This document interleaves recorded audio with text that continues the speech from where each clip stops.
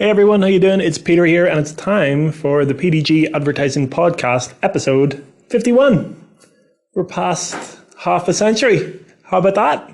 5 decades. 5 decades of the Rosary? No, not of the Rosary. Of PDG Advertising. Welcome. So, I've had a pretty good day today. Was a lot of clearing out stuff, getting things organized for a new setup next week with more employees and more focus and more structure and just a little less back and forward like there was this week in the PDG advertising office.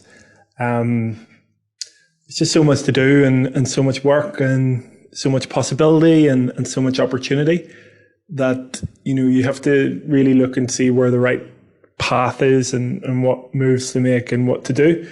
And that's something that we're really focusing on now. And we know that we're preparing for a new level next week with, you know, new customers and new team members. It's all really exciting. I'm really looking forward to next week. And it kind of feels like a Friday. It feels like a Friday day. Today's Thursday, the 25th of July. And tomorrow's Friday, but today felt like a Friday for some reason. I'm not sure why. We've still got a lot of stuff to do the rest of the week. So much to do. And what we're going to do on the podcast today is we're going to go through a couple of things from the day, and we're then going to do some PDG advertising news where we take a look across the technology news that's happened over the course of the week or today, or if anything big has come up. I mean, in other news today, just for the time's sake of it, I don't know if I don't know if today, if we look back, we'll go, oh well, that's where this went wrong, or that's where everything went right. But Boris Johnson took his place as the new Prime Minister of the UK, and that has big ramifications for Northern Ireland over here, whether or not we leave Europe with a deal or not with a deal. And it's all very interesting, but that's not the kind of news that we're going to be talking about. We'll be talking about the internet and new technology and news like that. But first of all, let's go through some of the things that we did today in PDG advertising. So today I was listening to a chap, I'm not sure what his name was. He's one of these I wouldn't call him a motivational speaker, but I guess that he is like a business person, someone who, you know, likes to connect up people on their podcasts. I must find out who the guy was, but he had on Tony Robbins anyway. And I think I've been getting into a little bit more reading recently and reading books and getting audiobooks and things like that. And Tony Robbins is a really great one, very motivational and get you fired up to do stuff that you didn't think that you would ever do. But there were 2 books that I'm going to read, and I'll let you know how they go on the PDG Advertising Podcast. And the one is The 4-Hour Workweek. I've heard from so many people that that's a good one. I can only imagine that it's about trying to make effective use of your time. But what I'm going to do is I'm going to read it and see how that goes. I'm not sure if I'm going to go audiobook or if I'm going to go, you know, traditional book, paper book. But we'll see. But either way, I'll be figuring out that very soon. And then another one that I've heard of is called The Alchemist, and it's I have actually no idea. I know what an alchemist is. I think it's someone who turns lead or stone into gold, and they know how to do that, so they become very rich. I must look up what that story is about. Actually, I don't really know it. But that's another one that I'll be definitely looking at as well. And it's from that guy, and I must find out what he's called, but he was interviewing Tony Robbins, and they both agreed that both those books were awesome. And I think if those 2 guys, one who's a very influential influencer in the business world and one who's Tony Robbins, who, you know, if you don't know him, look him up and listen to some of his stuff on YouTube. It's very inspirational. But those 2 guys, if they both think those books are good, then I'm sure that the books are awesome. So I'm going to give them a go, and I'll let you know how they get on at some point across the next 50 episodes of the PDG Advertising Podcast. You might hear me kind of panting or feeling a little bit like, well, I'm really hot. It's and certainly not in the attractive sense. I mean in the hot sweaty sense. Our office here is like a heat box, and whenever you're doing the PDG Advertising Podcast, we're trying to get as quiet as possible. And what has happened is you have to close the window, because whenever you open the window, this is what happens. Now, I don't know how much of that you heard, but it's quite noisy out there with all the cars and in the traffic, and the noise of a city of Belfast. We're just slightly outside of the city, pretty much in it, but just on the outskirts of the inner city, you could probably call it. And face value is all green and stuff, but I think this is one of the most heaviest arterial routes into Belfast from all over the north of Ireland, from both airports, from the north, the south, the east, and the west. And there's 4 lanes of traffic. I think in some places there's 5 lanes of traffic. And it just so happens that our office is perched on top of it. It's not really good for pollution either as well. We'll definitely be moving offices at some point soon. We'll have to. We'll just get bigger. I hope we can stay in the East Belfast enterprise for a while, because they've been really good to us. They're a great partner to have whenever you're growing your business. But I guess time will come that we have to move out, and my dream would be for us to have our own place, a place that is like, look, let's be honest, the dream is like to have a Google campus like style place, or a Facebook campus style place, where it's, self-sustained, where there's shops in it, and where there's gyms and health spas and yoga facilities, and the food is free, and our customers. But I guess in order to do that, we're really going to need to change our game and up our game here at PDG Advertising. And it's something that I'm going to be bringing in reasonably quickly. It's changing our focus. We're going to need to focus on some really, really big things soon. And I'm looking forward to it. But as always, I'll keep you guys updated on the PDG Advertising Podcast. But the reason why I was talking about it being really hot is because in advertising, you've got to be thinking ahead. You must be thinking ahead. You can't just let things come up on you. And what happens is, whenever you don't think ahead, things like Christmas come up on you. And you're in November, and Christmas is around the corner, and your customers are asking about Christmas campaigns, and you don't got none. So what I'll be instigating very soon is some Christmas campaigns to think about, or more like look at all our customers and think about the Christmas campaigns that we're going to do. And the reason is because I learned that years ago that in a business, now it differs from business to business. So for example, if you own a skiing shop, your sales are usually made somewhere around the summertime, or at least coming up to the winter time, so that people have time to prepare for it and all of those things. So it doesn't work for every single business. But a lot of businesses, especially e-commerce businesses, think toy businesses or food businesses or gift businesses and things like that, like it can be as high as 90% of their business being done in a 2-week period in December. Could be even shorter than that. So what that means is if 90% of your business is done in a tiny, tiny part of the year, the best thing to do actually is, the second Christmas is over, is to start planning for next Christmas.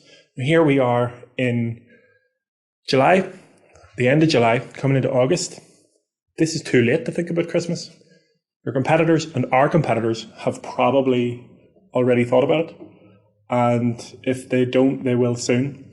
Now, I know that our competitors and other competitors and people aren't as forward as that, but we will get to a point where we're thinking bigger, thinking further ahead, and anticipating what's going on. And thinking a year ahead seems crazy and seems hard, but that's what we're going to have to do to compete with some of the big, big players. And that's what our ambition is. So what we'll be doing over the next couple of months is creating some Christmas campaigns. And it's going to be very ironic because it's going to be completely roasting in this office. And that's just how we're going to have to do it. Yeah, so in the office today, we did some pretty cool retargeting adverts. So they're kind of creepy. They actually use the word creepy. I think they call people who are looking at them creepers. The idea is that we want to show people how retargeting works. And I'm not sure if the adverts are going to be approved or not, but we designed up some pretty cool designs and we've put them out to the world to see how they work out. It's good that we were able to create a little piece of content today, and I was really pleased with that. So I'm looking forward to seeing how it performs. I think it's just a tiny, tiny step ahead in the overall picture of PDG advertising. It's a good thing for us. I'm not sure if the adverts are totally on brand or not. I'm not even sure if they'll be approved by Facebook. They might not be even Facebook proof. But let's see how they run. Let's see how they roll. And if you see them, if you go to the website, you will be followed around the internet by these adverts. So if you see them, we'd love to know what you think about them, good, bad, or indifferent. And that would be a real pleasure for us to hear about from you. Right, so it's now time to do some of the PDG advertising newscast, I guess. I don't know if it's an actual newscast or not, but what we've done for the past few weeks is we've looked at the BBC News website. By the way, this is a hot day. I know I've mentioned it a couple of times, but as soon as you go onto the BBC News, it says temperatures soar as UK sees hottest July day. It's hot here. It's supposed to be like really hot in London, like 30 degrees with something like 100 degrees Fahrenheit, I think. It's absolutely crazy. But the front page of the BBC News website is absolutely covered with hot beach pictures from the UK of people all enjoying the sunshine or just being absolutely roasted. So let's talk about tech. So the big story seems to be that O2 are going to launch their 5G network in the UK in October. That's pretty awesome. So 5G is a big deal. Adverts and advertising. So for advertisers, it's huge because, 4G allowed us to be more connected on our phones. It allowed people to use Snapchat more readily. It just allowed things to move quicker. 5G will allow things even faster than that. It will allow the Internet of Things to start become very present. It will be utilized across digital displays. It will expand the Internet horizon. I mean, if you think about what the Internet was with WPS or WAP technology on your mobile, how long websites took to load on that and all of those different things. Now it's like rocket pace, but it will go even faster, and we will do even faster than that. What's really interesting here is I mentioned about Boris Johnson being the new UK Prime Minister, but what seems to have happened here is there's a news story and the title is Flurry of Boris Johnson Adverts Tested on Facebook. This was 3 hours ago, and apparently there's hundreds of subtly different adverts featuring Boris Johnson have been run on Facebook since he's become the new Prime Minister, and what they're of are like Boris's face and then join me on it, and we have to get ready to protect the greatest place. And how they're able to do this is if you go to any website, or sorry, any Facebook page now, you can look into it and see what adverts that they've been running. Quite cool if you want to kind of look at adverts that your competitors are running as well. But that's what whoever this is in the tech tent in BBC have done, and they've looked at it.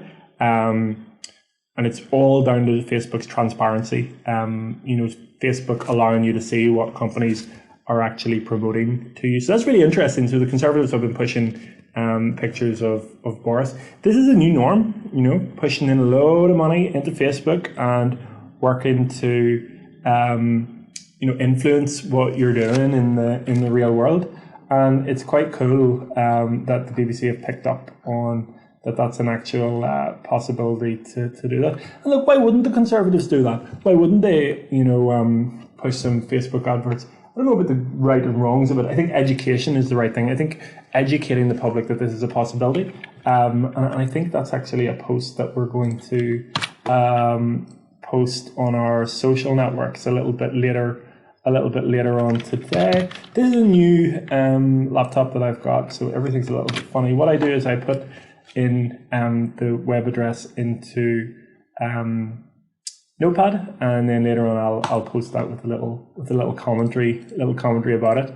So yeah, that's happening. So the Conservatives are pushing adverts into Facebook, which is weird because strange one is I'm kind of a liberal person. I'm kind of a liberal, liberal beliefs, but I can't help but not be entertained, at least, by Boris Johnson. I think it's very interesting. I think his rise is very interesting. I've heard that he's had some terrible personal issues, but I don't think it's any of my business.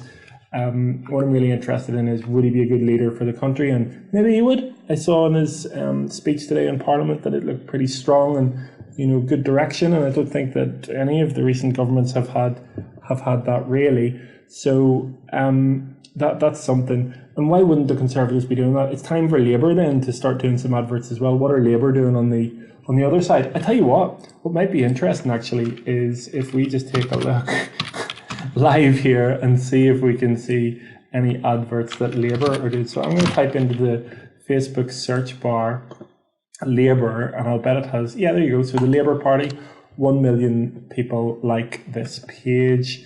Picture Jeremy Corbyn, Rebuilding Britain. It's really slick Facebook page. Like, this to me is how you do a Facebook page, right? But let's have a quick look and see what exactly this page is posting out there. So if you go down the right hand side of the page, you see a little part called Page Transparency. It must mention that I'm on a desktop whenever this is doing, and says this page is currently running ads. All right, so let's see what this is like. Let's see what kind of adverts that the Labour Party is running. Whoa! Total spent by page on ads related to social issues, elections or politics. From October 2018 to the 24th of July 2019, that's about, 7 months? It's about 9 months. £172,000. Wow, recently spent, last 7 days, he spent $2,000 on Facebook adverts. That's what you have to spend as the opposition party in the UK. Oh my goodness. So what we've got in here is, so Boris Johnson on one side, let's be frank about this, okay? So Boris Johnson on one side is saying that, join me on this journey and let's do this. And I'm honestly not a Tory supporter. I'd be definitely much more Labour, but there's something not quite right there about that, because on the Labour Party, it's just a swath of you can't trust Boris Johnson posts, and that's all they're doing.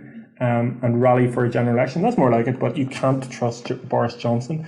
Really surprised if those go, and it's got a real picture of him bumbling on it. I don't think that's going high. I think that's attacking a low base. I'm not sure if that's such a good idea. If I was doing that, I wouldn't do it that way. But then again, I'm not doing it. Let's have a look at what other adverts that the Conservative Party are doing. Conservatives. Let's see if this comes up. So the Conservatives. Oops. Wow, Facebook is so good. So you can actually look at the people who like Conservatives. That's incredible. Page transparency, see more, page history, people who manage this page, summary, and let's see the ad library.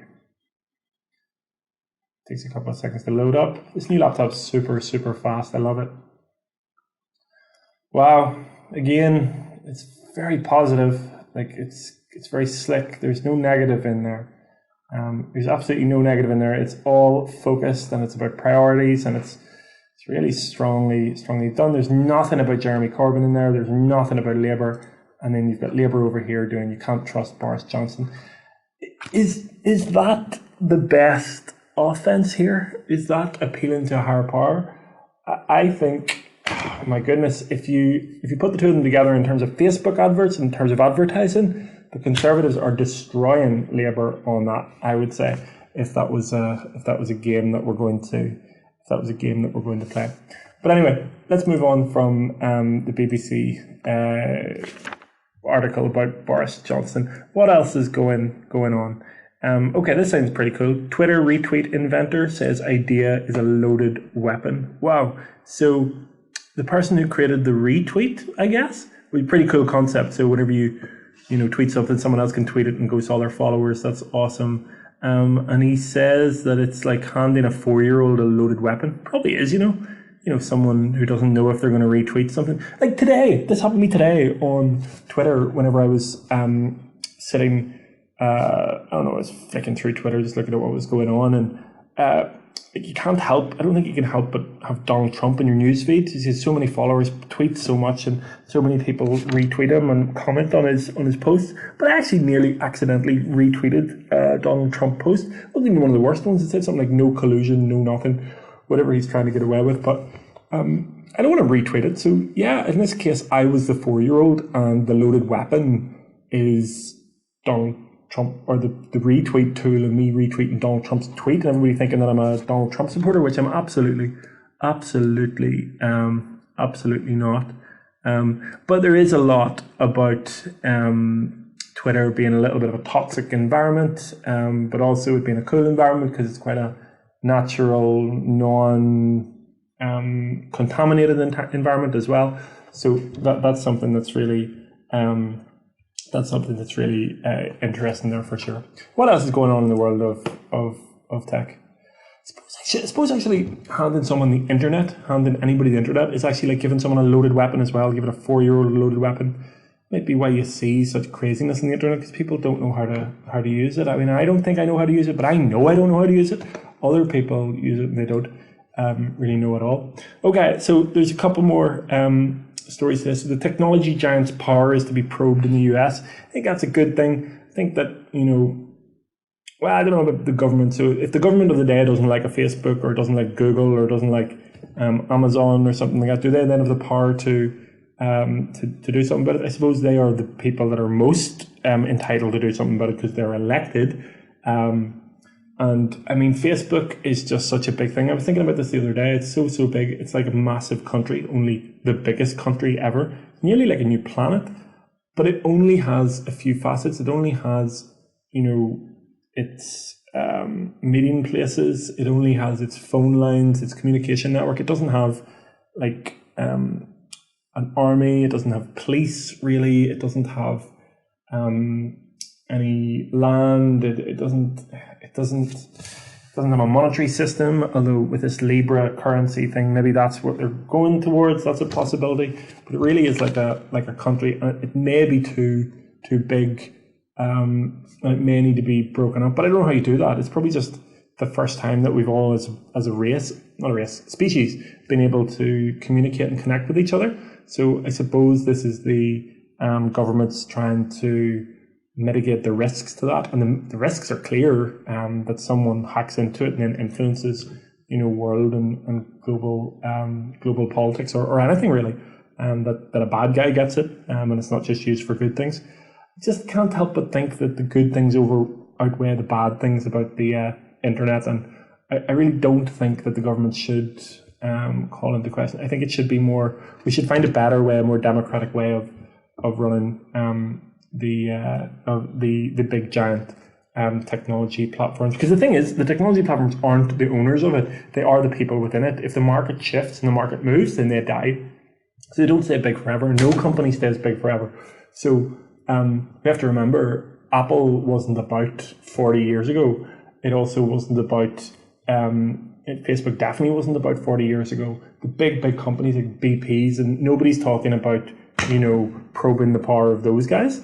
They're only talking because it's technology, because it's fast and it connects everybody across the world in lightning speed. And to me, that's cool. So I think we need to rise up and think a little bit higher about what we're doing there. I mean, I don't want to go on about this, but in the Senate or the House of Representatives, I'm not sure what it is in the US, seeing Mark Zuckerberg being asked what adverts are by some of the people that were meant to be scrutinizing them, was one of the craziest things I've ever seen. It just shows that disconnect between government and the technology giants. So do I think they should be curbed? Probably not. I don't think so. I don't think we're there yet. All right, so one more. Thailand, Facebook, here's another thing. So Facebook used AI to map Thailand's roads. I think that's pretty incredible. So apparently it took half the time that it would normally. So Thailand's roads, I've been on them when I was in Thailand, and they are some sketchy roads. It's part of their beauty because, you go down a place and you're not sure where you're going and you end up in a little pub or something like that, but it's really amazing. But I suppose for safety and, just knowing where you are, it'd be better that they were mapped out. So apparently Facebook has used that to map out Thailand's road by using probably some sort of a, overhead, scanning system, and then the AI looks at the terrain and looks at the roads and says, well, this is a road, and this isn't a road, maps it out, and then it works it out like that. I'd love to know more about how AI works. I don't really understand it totally. I understand, like I would make the case, and I have done before, that an automatic door is artificial intelligence, so it's something that you walk up to, it knows to open, you open it. And my friend said, no, artificial intelligence would be saying, oh, I don't like you, I'm going to close on your face. But actually, I don't really know. So I'd love to learn more about that. I'm not 100% sure what the base level of artificial intelligence is, but it's something that I'll definitely be looking into at some point in the future. One more thing on the BBC News. Facebook, it's all about Facebook actually. This shows the dominance of Facebook on the internet. That the main page in the BBC News tech section is all Facebook. But apparently Nick Clegg has said that the privacy scandal from Facebook has been rocked to its very core. I find it amazing that Nick Clegg, like, he doesn't strike me as the most dynamic, charismatic human being in the world. It's very judgmental, but I'm going to say something very complimentary. He must be awesome, because he was the Deputy Prime Minister of the UK. He's a leader of his party, the Liberal Democrat Party, and now he's, Facebook's head of global affairs. What a jump, what an absolute leap. I wonder what he does that's different. Maybe I should read a book by him as well, because that's pretty awesome. So well done to Nick Clegg.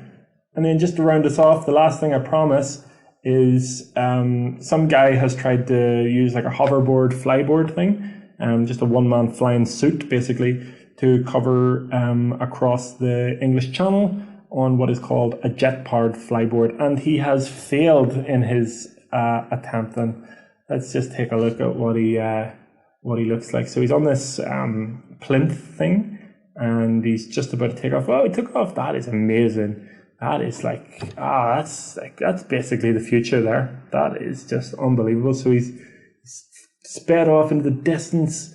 No harnesses, no parachute. Well, maybe he does have a parachute. I know I'd have a parachute. I suppose he's not far enough in the air for a parachute, but he's flying across the English Channel. Very hot day, and it looks like he's still going. Looks like he's disappearing across the sky, and it's all very amazing. It looks like he's going towards the water, and the video stops there. So apparently Frankie Zapata, former jet ski champion, he had been hoping to cross from northern France to southern England in just 20 minutes.